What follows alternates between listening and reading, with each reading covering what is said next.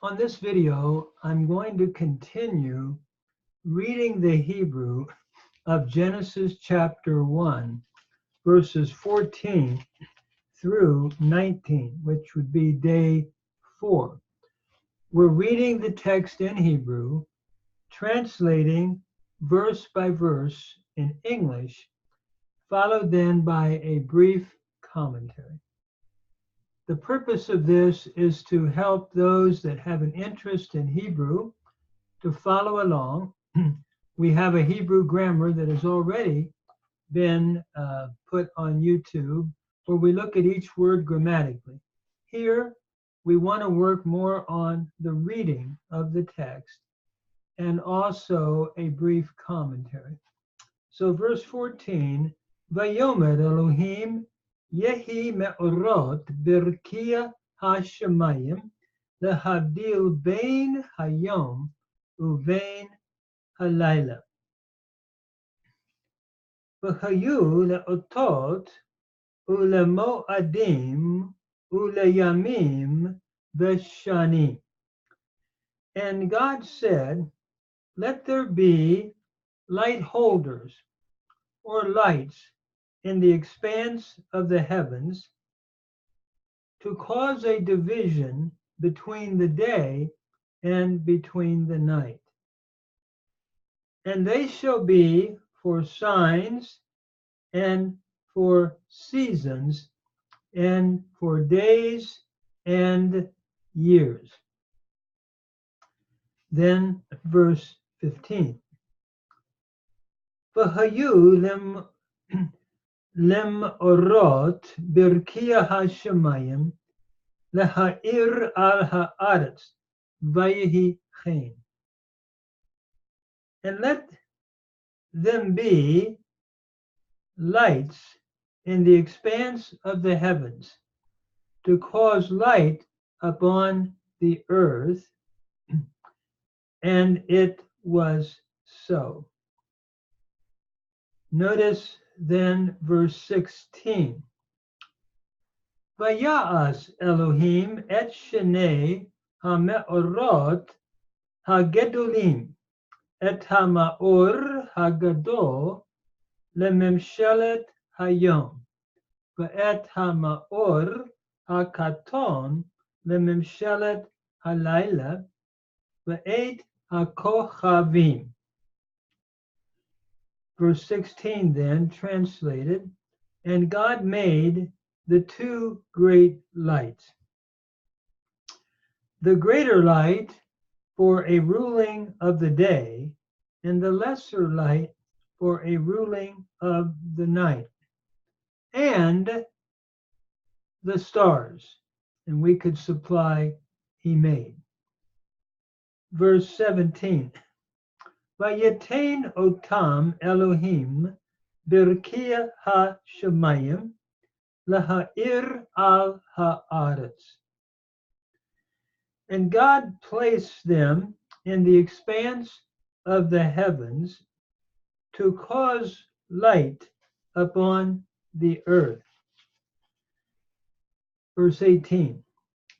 V'limshol bayom v'layla ulehavdil bein ha'or uvein ha'choshek vayar Elohim kito. Translated verse 18 into English, and to rule over the day and over the night, and to cause a division between the light and between the darkness. And God saw that it was good. Vayehi erev, vayehi voker, yom revi'i. And there was evening, and there was morning, day 4, or the 4th day. Notice in a couple brief comments that God created the two great lights. It is interesting, he does not name the Hebrew word for them. He does not say he made the shemesh, which is the Hebrew word for sun, because in Akkadian, the word Shamshu was a god. The sun was a god. And so it's interesting, we depersonify them here in the text. So he doesn't say he made the Shemesh, the sun. That would sound too much like the Akkadian Shamshu, the ancient Babylonian, let's say, name for the sun that was worshipped. Also, the moon is not named, it is the lesser light. And it's also interesting, the purpose of the light holders is not to be worshiped, but they are to lead the Israelites to worship the Creator. It is interesting, they will be for signs and for mo'adim, that is for seasons. It's interesting, this very Hebrew word is used in Vayikra, Leviticus chapter 23, to look at the different seasons of the Jewish calendar. So, like Passover, Pentecost, and so forth. So you don't worship the sun, it's your servant, the text is saying, to take you to the calendar and to take you to the times of worship of the living Creator. And then finally, he also says, and by the way, also the stars. I get sort of amused when I read this. It's almost like, oh, and by the way, he threw in the stars also. The stars were worshipped, especially Ishtar, which was the early morning star. And we see in one of the great Akkadian myths called The Descent of Ishtar into the Underworld, how she went to the underworld and came out and was elevated as one of the main goddesses of worship in ancient Babylonian religion. So it is interesting. He doesn't give a lot of time on the stars. He just says, by the way, he made the stars. And I often get amused when I read that.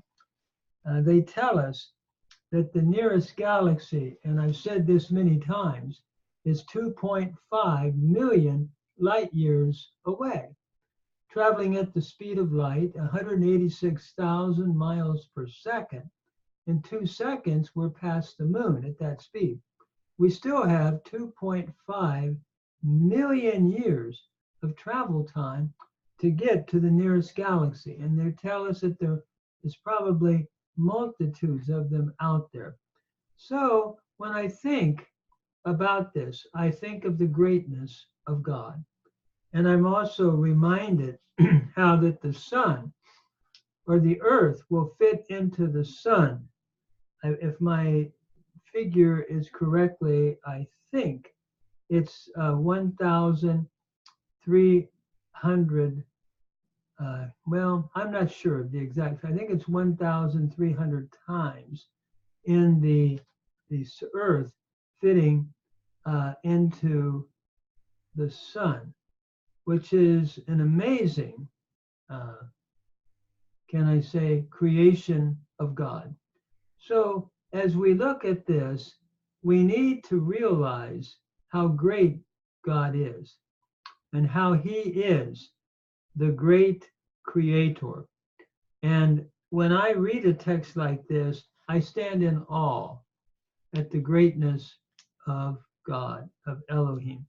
And as a Christian minister, I also think of the New Testament, where we're told in John 1:2 that all things were made by the Word, which John refers to as a reference to Christ as the great creator, along with Elohim, along with God the Father, God the Son, who's also divine in the second person of the Trinity, is the great, great creator, the agent of creation.